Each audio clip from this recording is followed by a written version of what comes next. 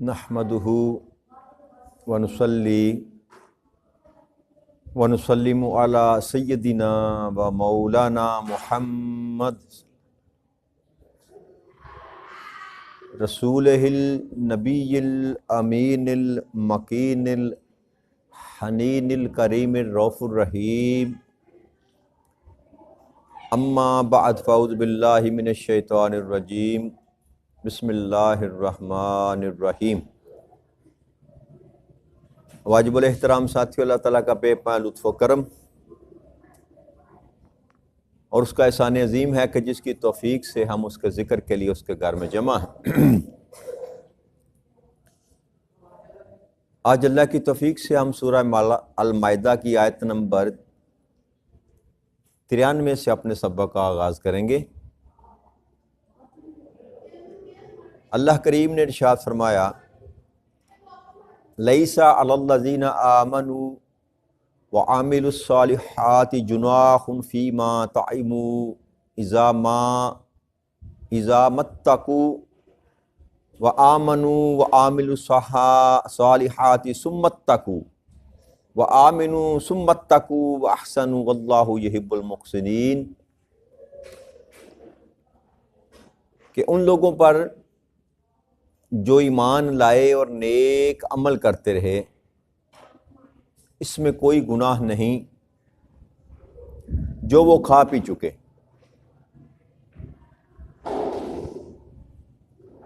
جبکہ وہ بچتے رہے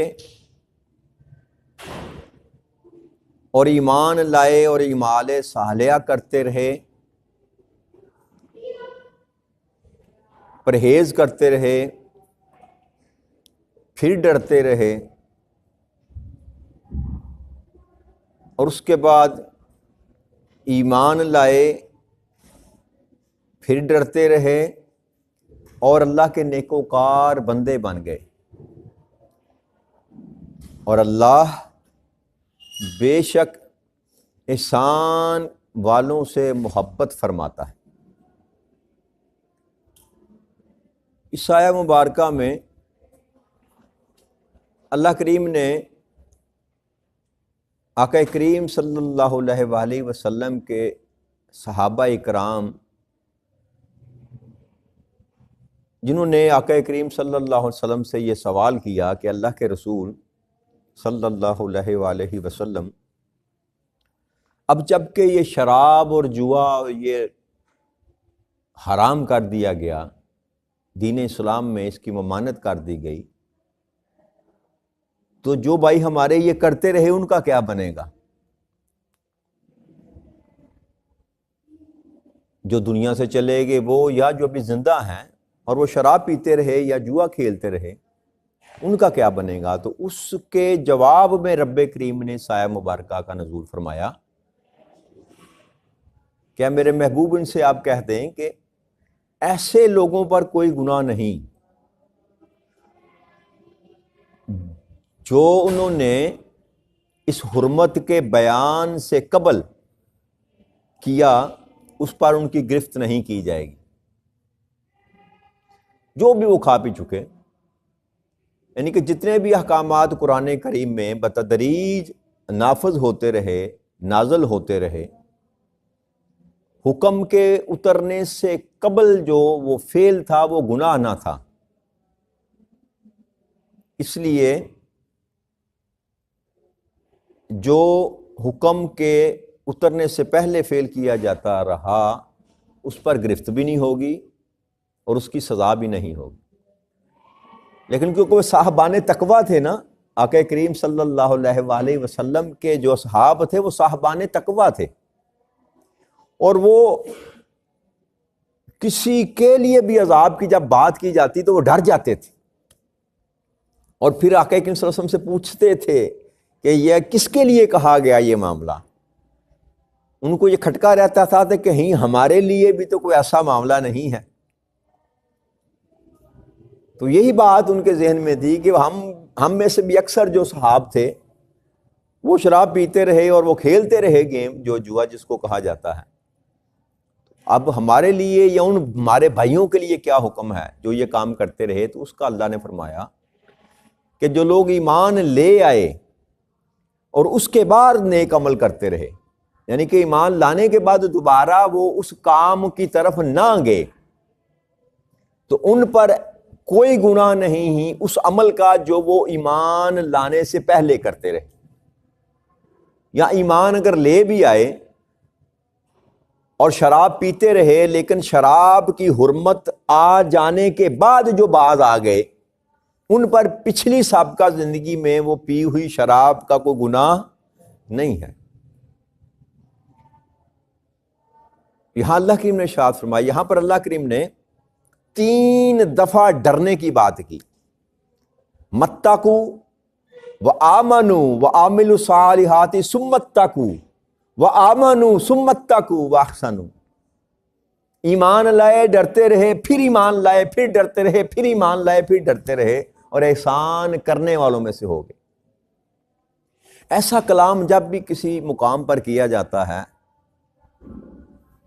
تو اس کو کہتے ہیں مبالغے کا کلام، یعنی کہ بات ایک دفعہ بھی اگر کی جائے تو اس کا مفہوم، اس کا معنی وہی رہتا ہے کہ ایمان لائے اور ڈرتے رہے، اور ایمان لانے کے بعد پھر کہا ایمان لائے پھر ڈرتے رہے، پھر ایمان لائے پھر ڈرتے رہے، حالانکہ ایمان انسان ایک دفعہ ہی لے کر آتا ہے۔ لیکن یہ جو مبالغے کا مبالغہ جو رب کریم نے یہاں پر استعمال کیا، اور بار بار جو ایمان لانے کی اور تقوی اختیار کرنے کی جو بات کی، یہ جو رب کریم نے یہاں پر بیان کیا، اس میں کئی اقوال پائے جاتے ہیں۔ کئیوں نے کہا کہ یہ جو 3 دفعہ رب کریم نے فرمایا، ایک وہ سابقہ زندگی جب وہ ایمان والے نہ تھے،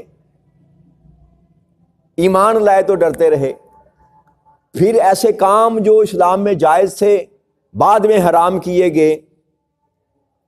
جب ان کو ماننا شروع کیا تو وہاں پر ایمان لائے اور پھر ڈرتے رہے۔ اور تیسرا یہ ایمان یہ لانا اور ڈرتے رہنے سے مراد یہ ہے کہ پھر جو حکم دے دیا گیا اس پر استقامت سے کھڑے رہے، پھر دائیں بائیں نہیں ہوئے۔ تو یہ 3 سٹیجز رب کریم نے جو اکابرین نے جو اس کو لیا، اس آیت مبارکہ کو، مختلف توجیحات جو اس کی گئی، کہ اس سے مراد یہ بھی لیا جا سکتا ہے، اور اس سے مراد یہ بھی ہے انسان کا ماضی ہے، مستقبل ہے اور حال میں، کہ ماضی میں بھی وہ ڈرتا رہا، جو سابقہ زندگی گزار چکا اس پر بھی، اور جو گزار رہا ہے اس میں بھی ڈرتا رہا، جو آنے والی زندگی ہے اس میں بھی ڈرتا رہا۔ جیسا بھی اس کو بیان کیا جائے، یہ آیہ مبارکہ جو ہے، اس میں اللہ کریم جو ڈرنے کی بات کر رہا ہے کہ وہ جو پیچھے بیان کیے گئے مضامین حرمت کے، یہ چیزیں تم پر حلال کی گئی، یہ چیزیں تم پر حرام کی گئیں، تو دونوں ہی معنی میں جو حلال کی گئیں اس میں بھی اللہ کے معاملے سے ڈرنا چاہیے کہ کسی حلال کو حرام نہ کیا جائے، کسی حلال کو حرام نہ کیا جائے۔ یہ بھی ویسا ہی معاملہ ہے جیسے آپ کسی حرام کو حلال کر لیں، یہ اس سے جدا نہیں ہے، اس میں کوئی فرق نہیں ہے۔ اگر آپ حرام کو حلال کر کے کھا لیتے ہیں تو یہ بھی اتنا ہی بڑا گناہ ہے اللہ کے ہاں جتنا آپ کسی حلال کو حرام کر دیتے ہیں۔ کیوں؟ وہ سبب یہ ہے کہ دونوں ہی حکم اللہ کے ہیں، دونوں ہی حکم ایک ہی ذات کے حکم ہیں، ایک ہی کتاب میں آئے، ایک ہی رسول کی زبان سے نکلے صلی اللہ علیہ وآلہ وسلم۔ لہذا جہاں پر اللہ کی حرام کی ہوئی چیزوں کو حلال کرنا گناہ ہے، وہاں پر ہی اللہ کی حلال کی ہوئی چیزوں کو حرام کرنا بھی گناہ ہے۔ جیسے میں نے آپ سے عرض کی تھی نا کہ اللہ کریم نے کائنات ارض و سما میں کسی کو یہ اذن دیا ہی نہیں کہ جس کو اللہ جو ہے حرام قرار دے دے کو حلال قرار دے دے، ماں سوائے ایک ذات کے، اور وہ ذات مصطفیٰ ہے صلی اللہ علیہ وسلم۔ کیونکہ آپ شریعت لے کر آئے بھی، اور آپ شارع بھی ہیں اور شارع بھی ہیں، شریعت لے کر آنے والے بھی ہیں اور اس کی تشریح کرنے والے بھی ہیں، لاگو کرنے والے بھی ہیں۔ تو اللہ کے اذن سے اللہ جب چاہتا اپنے محبوب کو حکم دیتا تو آقا کریم صلی اللہ علیہ وسلم کسی چیز کو امت کے لیے حلال کر دیتے، جب چاہتا اللہ کریم اپنے محبوب کو حکم دیتا، اذن دیتا، تو کسی حلال چیز کو حرام کر دیتے یا کسی حرام کو حلال کر دیتے۔ یہ سارے کا سارا جو معاملہ ہے، یہ اللہ اور اللہ کے رسول کے سوا کسی اور کے پاس یہ اتھارٹی اللہ نے دی ہی نہیں۔ لہذا دونوں جانبین میں حلال کو حرام کرنا بھی گناہ ہے اور حرام کو حلال کرنا بھی گناہ ہے۔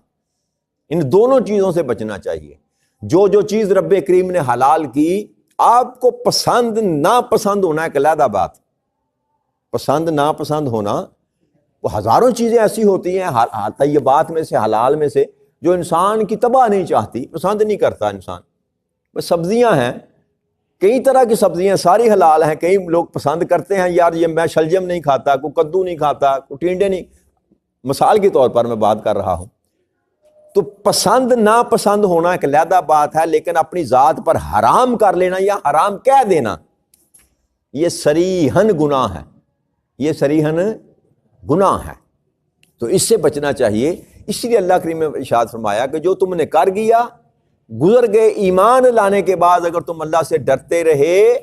اور نیک عمل کرتے رہے۔ اور تیسرا طبقہ یہاں پر جو اللہ کریم نے تیسرا درجہ جو بیان فرمایا اس آیہ مبارکہ میں، وہ وَأَحْسَنُوا، یہ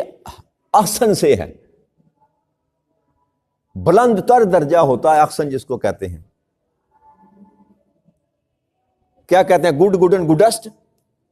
جی سب سے بڑی فارم کیا ہوتی ہے اچھائی کی؟ گڈسٹ ہی کہتے ہیں نا۔ تو یہ جو خیر کا سب سے اونچا مرحلہ ہے اس کو احسن کہتے ہیں۔ یہاں ہر چیز نیچے رہ جاتی ہے، یہاں ایون یہاں تک کہ انسان کی ذات بھی نیچے رہ جاتی ہے، انسان کی سوچ، انسان کا نفس،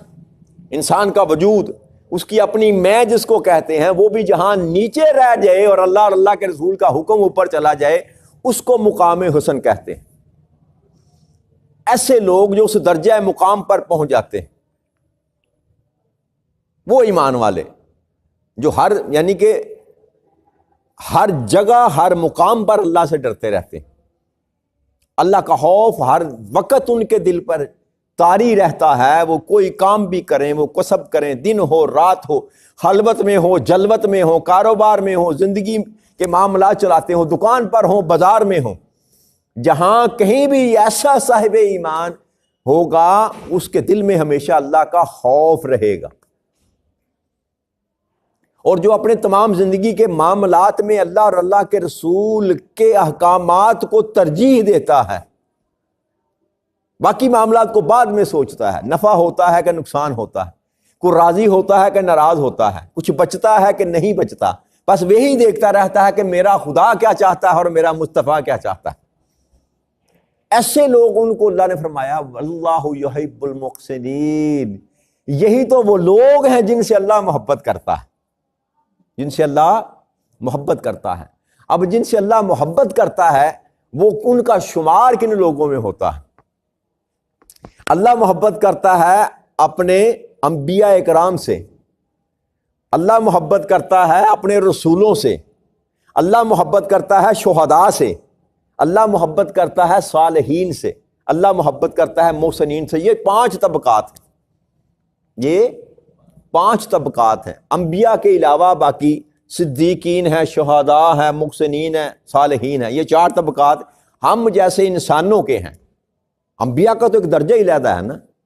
تو یہ 5 جو لوگ ہیں جن کو اللہ جن سے محبت کرتا ہے، ان میں ایک محسنین کا درجہ آتا ہے، اور یہ بلند پایا لوگ ہوتے ہیں انسانوں میں۔ یہ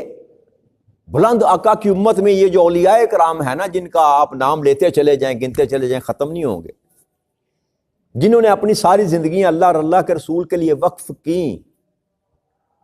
حضور داتا علی حجویری گنج بخش علیہ رحمہ، نظام الدین اولیاء ہیں، خواجہ فرید ہیں،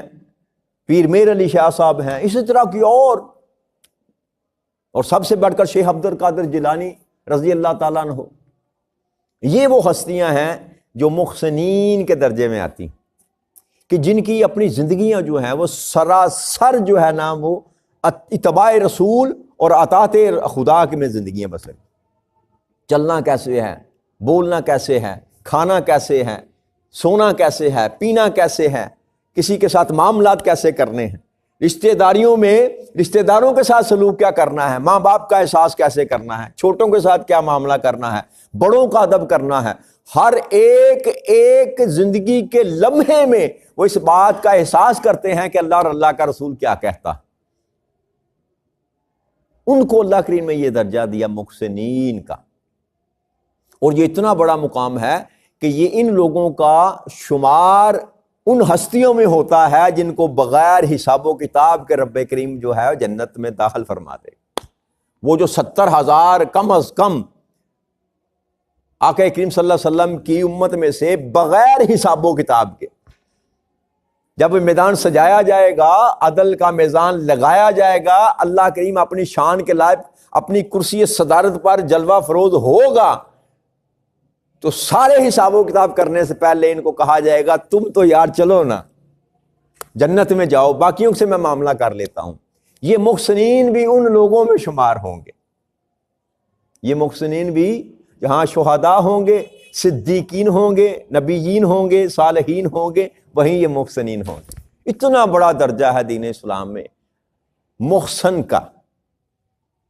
کا اتنا بڑا درجہ ہے. لیکن اس کے پیچھے انسان اگر اپنی زندگی کو سوچنا شروع کرے کہ میں محسن کے درجے پر کیسے پہنچ سکتا ہوں، تو اس کا سمپلی وے یہ ہے کہ انسان کی میں باقی نہ رہے. اپنے نفس کو جب تک آپ ختم نہیں کر سکتے، اپنی سوچ کو، اپنے وجود کو، کہ میں نہیں بس تو ہی تو ہے، میں نہیں بس تو ہی تو ہے، جب اس مقام پر انسان پہنچتا ہے تو پھر اللہ کہتا ہے اب میں تم سے محبت کرتا ہوں. تو اللہ سے دعا ہے کہ رب کریم ہمیں یہ درجہ عطا کر دے، ہمارے اندر یہ درد پیدا کر دے کہ ہمارا جینا، ہمارا مرنا، ہمارا اٹھنا بیٹھنا، کھانا پینا سونا اتباع رسول میں اگر ہو جائے تو کوئی بعید بات نہیں ہے کہ اللہ کے ہاں ہمارا درجہ بھی محسنین میں ٹھہرایا جائے. لیکن اس کے لیے زبانی کلامی کام کرنے سے بات نہیں، عمل سے انسان کو ثابت کرنا پڑے گا. زندگی میں جب بھی آپ کسی مقام پر بھی کھڑے ہیں، جب آپ کو فیصلہ کرنا پڑے، ایک طرف دنیا ہو ایک طرف دنیا بنانے والا ہو، تو اگر آپ کی چوائس دنیا بنانے والا ہے تو سمجھ لیں کہ آپ محسنین میں سے ہر ایک مقام پر. لیکن مرحلہ مشکل ہے، کٹھن ہے. لیکن اگر آپ چاہتے ہیں کہ ہمیں وہ مقام ملے جو اللہ کے محبوبین کا ہے، تو پھر اسی رستے پر آپ کو چلنا پڑے گا جس رستے پر ان لوگوں نے چل کر اللہ کے محبوب ہونے کا جو ہے نا وہ اللہ کی طرف سے انعام پایا. تو اللہ سے دعا کرتے ہیں کہ چلو محسنین نہ صحیح، ہم اس قابل نہیں، ہمیں ان محسنین کے ساتھ جو ہے نا ان کے ماننے والوں میں سے، ان سے محبت کرنے والوں میں سے ہی اٹھا لینا قیامت کے دن. پھر اللہ کی ارشاد فرمایا یا ایھا الذین آمنوا لیبلونکم اللہ بشیء من الصید تنالوہ ایدیکم ورماحکم لیعلم اللہ من یخافہ بالغیب فمن اعتدی بعد ذلک فلہ عذاب علیم. اے ایمان والو، اللہ کسی قدر شکار سے تمہیں ضرور آزمائے گا جس تک تمہارے ہاتھ اور تمہارے نیزے پہنچ سکتے ہیں، تاکہ اللہ اس شخص کی پہچان کروا دے جو اس سے غائبانہ ڈرتا ہے. پھر جو شخص اس کے بعد حد سے تجاوز کر جائے تو اس کے لیے دردناک عذاب. اب یہ خاص حکم ہے یہ کہ جب انسان حج کی نیت سے احرام باندھ لیتا ہے تو اس دوران اللہ کریم نے شکار پر پابندی لگا دی کہ جو بندہ احرام میں ہوگا اس پر شکار کرنا حرام کر دیا گیا. کون سا شکار؟ جو زمینی شکار. یہ آیت مبارکہ زیادہ اقوال اس میں یہ پائے جاتے ہیں کہ صلح حدیبیہ کے موقع پر جب نبی اکرم صلی اللہ علیہ وسلم کعبہ کی زیارت کے لیے نکلے اور حدیبیہ کے مقام پر پڑاؤ آپ نے کیا اور وہیں سے آپ صلح حدیبیہ کر کے واپس پلٹے، تو اس مقام پر آپ نے احرام باندھ رکھے تھے صحابہ کرام نے. تو وہ جو شکار تھا وہ آپ کے دائیں بائیں اس جگہ پر گھوم رہا تھا، لیکن اللہ کریم نے ان پر حکم یہ نازل کر دیا کہ تم اس کا شکار نہیں کر سکتے. تو اللہ کہتا ہے کہ اس موقع پر میں ضرور آزماؤں گا ان کو، جب شکار تمہارے ہاتھ میں ہو یا تمہارے نیزے کی نوک کے برابر ہو. یعنی کہ یا تو بالکل تمہارے پاس کھڑا ہے شکار،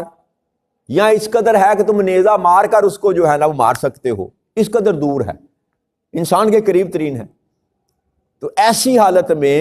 اللہ نے فرمایا کہ تم پر شکار جو ہے وہ حرام کر دیا گیا ہے، اور یہ حرمت کا حکم جب دیا گیا تو اللہ کہتا ہے اس حرمت کے حکم سے بھی میں تم کو آزماؤں گا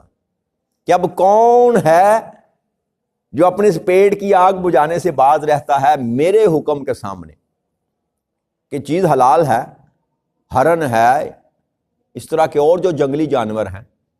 جو حلال کیے گئے وہ آپ کے سامنے پھر رہے ہیں، گھوم رہے ہیں، لیکن آپ اللہ کے حکم کی اتباع کرتے ہوئے ان کو شکار نہیں کرتے۔ یہ اللہ کہتا ہے میں آزماؤں گا، اور صحابہ کرام رضوان اللہ تعالیٰ علیہ اجمعین نے اس پر ثابت قدم رہے۔ اور اس میں دو حکم ہیں، یاد رکھیے کہ ایک وہ جس نے احرام باندھا ہوا ہے، آپ عمرے کی نیت سے چلے لیکن آپ نے احرام نہیں باندھا، اور ایک مقام پر جا کر جو احرام باندھا جاتا ہے جس کو میقات کہتے ہیں،